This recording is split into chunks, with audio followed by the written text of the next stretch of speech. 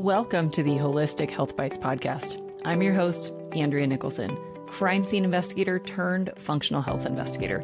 This podcast is here to share bite-sized episodes and unique interviews on a wide variety of health topics to empower, enlighten, and educate you to live your best, most vibrant life. Disclaimer: all information you hear on this podcast is for information only and constitutes individual opinions of the person speaking. This should not be taken as medical advice. Being a listener of this show does not initiate a practitioner-client relationship between you and the hosts or panelists on this show. Please discuss these topics with your medical professionals before making any changes to your health. Okay, let's dive in.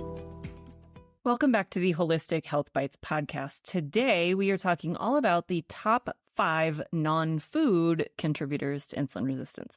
Now, of course, we know nutrition and diet are the most common causes of insulin resistance. So eating a high-carb diet, eating a poor quality diet, all of these things contribute directly to the development of insulin resistance. And the 5 non-food things we're going to talk about today are important, but they won't move the needle if you haven't dialed in the nutrition side of things first. That is the biggest driver, and you cannot reverse it without addressing that piece.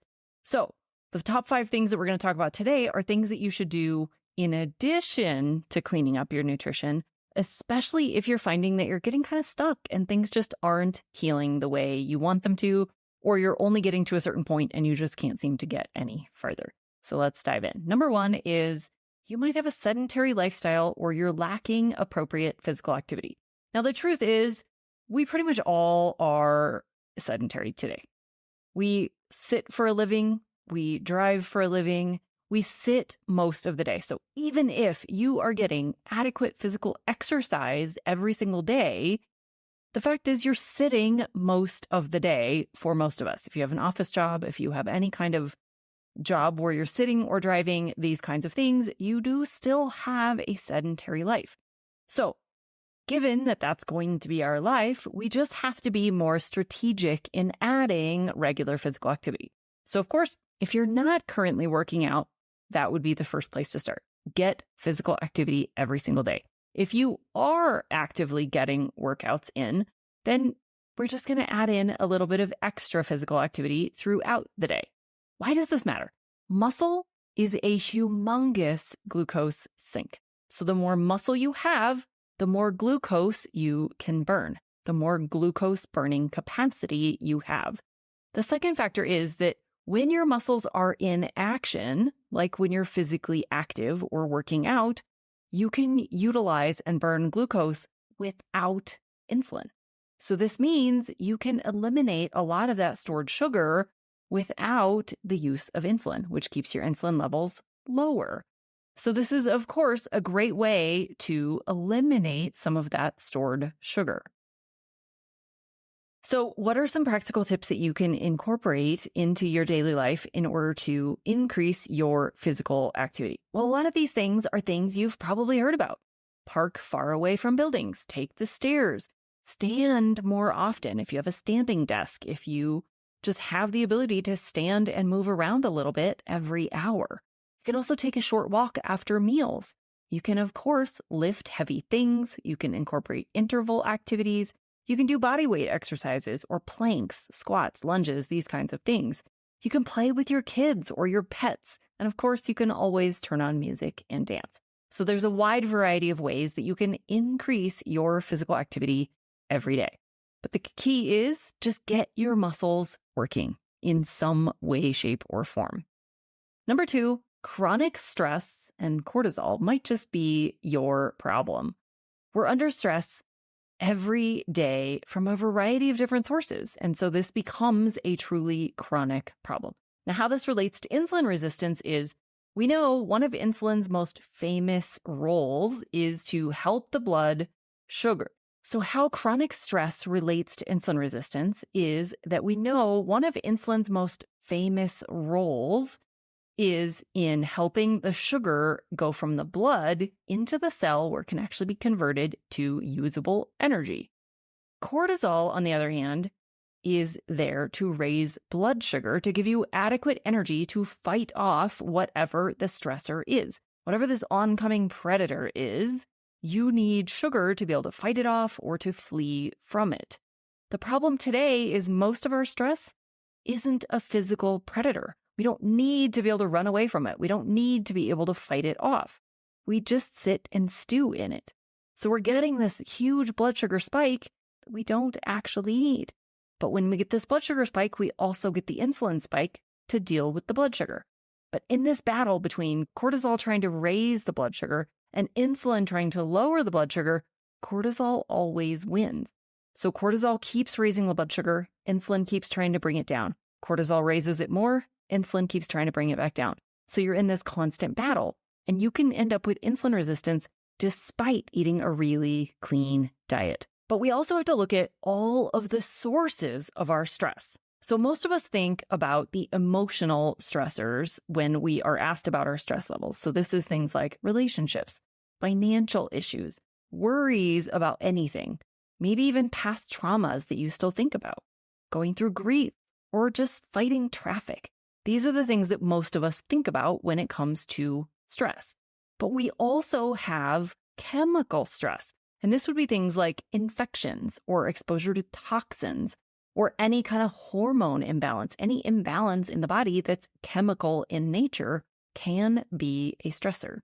And lastly, we have physical stressors, which would be things like injuries, whether they be current injuries or past injuries that we're still dealing with.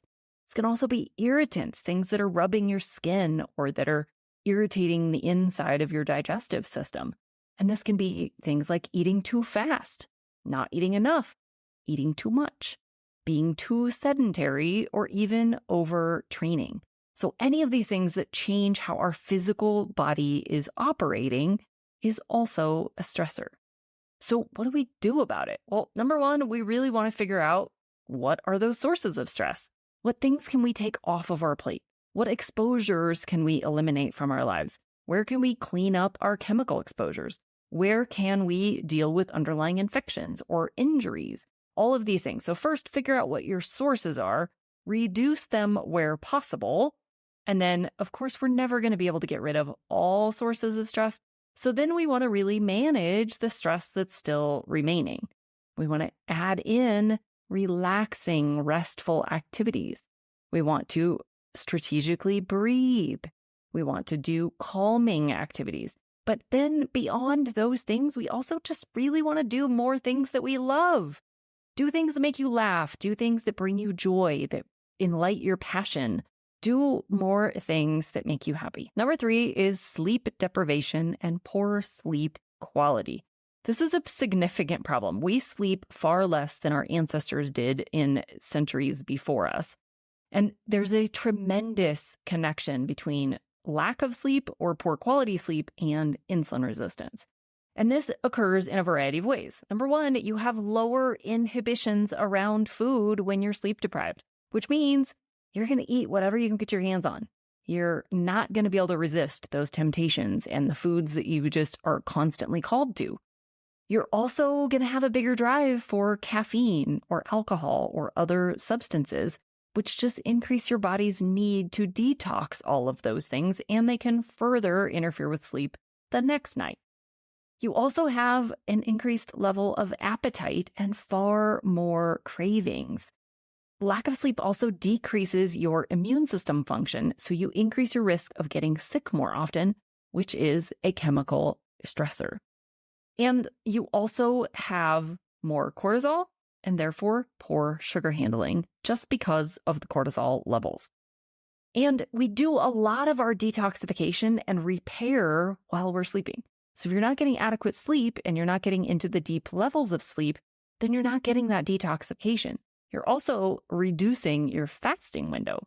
And when you're fasting, your insulin levels come way down, your hormones re-regulate, all of these amazing things happen while you're sleeping. So if you're not getting adequate sleep, you're missing out on all of these beneficial things that happen during sleep. So what can you do to improve your sleep? Well, we need to have good sleep hygiene. We need to really prioritize rest. Sitting in front of the TV watching whatever TV show you like is not real rest. Your brain is still active. You're still doing a lot of things that are keeping your body from truly resting. And of course, None of those detoxification things are happening. None of the repair is happening when you're watching TV. So we really do need good rest in addition to good sleep. So the good sleep hygiene comes in with having a good bedtime routine, a consistent sleep schedule when you go to bed and when you wake up, even on the weekends.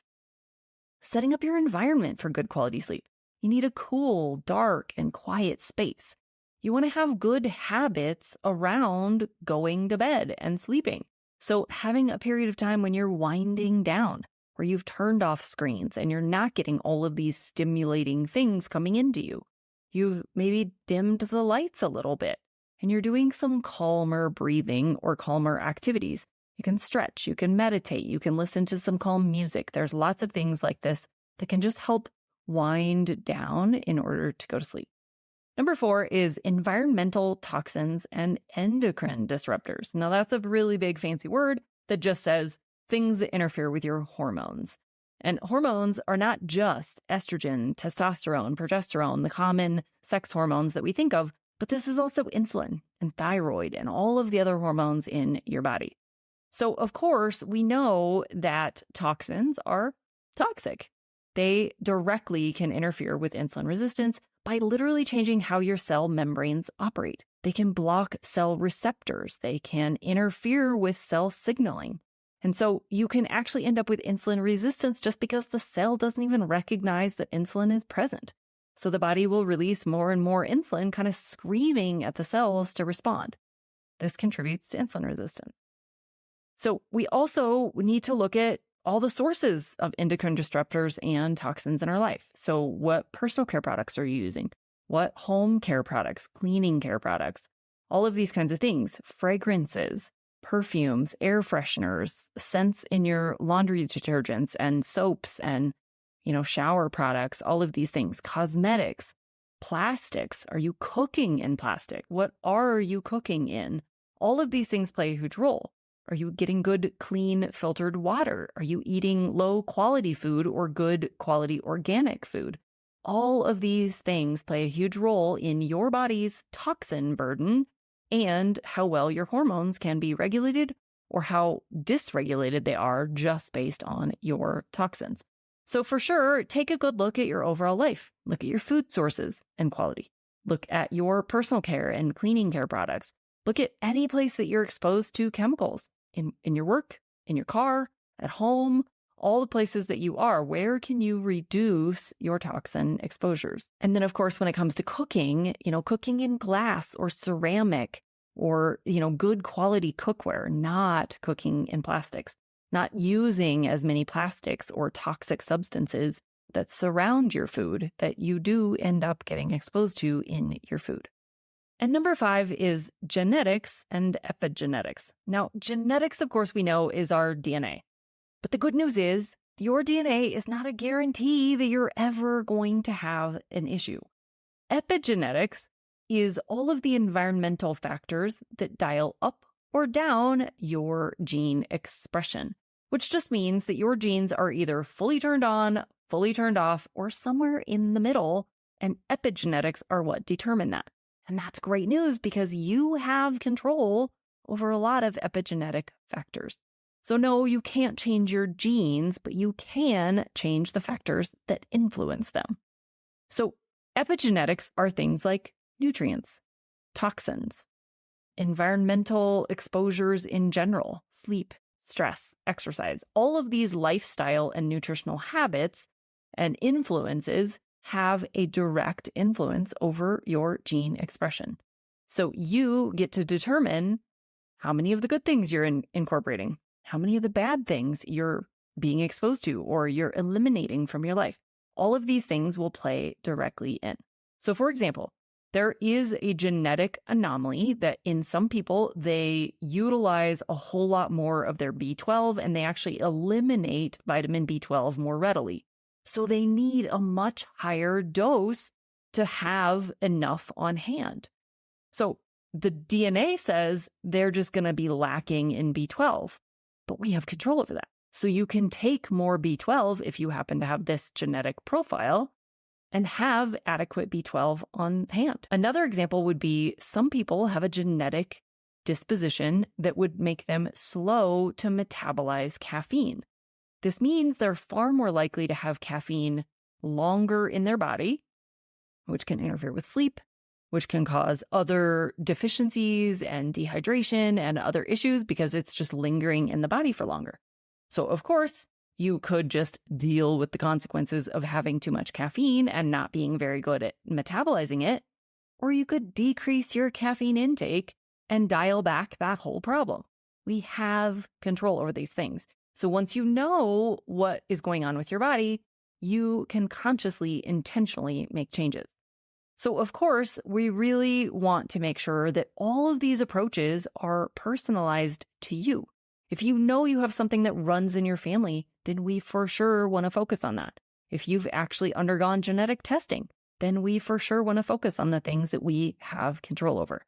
So we really want this to be a personalized approach to dial in your epigenetic responses to your personal genetics. So there you have it, the top 5 contributors to insulin resistance that are not food. Now, of course, as I mentioned at the beginning, food is the number one driver. So don't implement these other 5 things until you have fixed your nutrition. This is the only way to actually turn it around. You can have all 5 of these other things 100% dialed in and still have insulin resistance if you're eating a poor quality diet, which of course you would then be having a chemical stressor because a poor quality diet is lacking in nutrition and often loaded with toxins. So for sure, dial in the food first and then go back to these other 5 things and really hone in on those. Now, if you're at a point where your nutrition has been on point for several weeks or months and you're still kind of stuck, then that's for sure when you want to come back and dial these factors in. So you want to get adequate physical activity, manage your stress, get good quality sleep, reduce your toxin exposure, and then work on all of the epigenetic factors that are influencing your genetics. So I'd love to hear your thoughts on this. If you want to share your thoughts or if you have questions or a direct experience related to today's topic, I'd love to hear about it. Hit me up on any of the social media platforms or send me an email, and I would love to hear your feedback. Now be sure to come back next week. I'll be joined with a special guest, Louise Swartzwalter, who's going to be sharing all about her brain system and how we can kind of rewire the brain to hit all new levels in our life. In the meantime, be well and vibrant. Thanks for being a faithful listener to the podcast. I'd love it if you left me a 5-star review on this podcast so that others can more easily find this valuable information. Did you know I also work one-on-one with clients? I approach solving health challenges like I approached solving crimes, by conducting a thorough investigation into your case. Sadly, hundreds of millions of people in the US have insulin resistance, prediabetes, and diabetes, and the vast majority have no idea. I'm here to fix that. If you struggle with low energy, stubborn weight, hypertension, sleep disturbances, or any other undesired symptoms, let's talk. All you have to do is schedule a free call. The link will be in the show notes. And no, you do not need to live near me.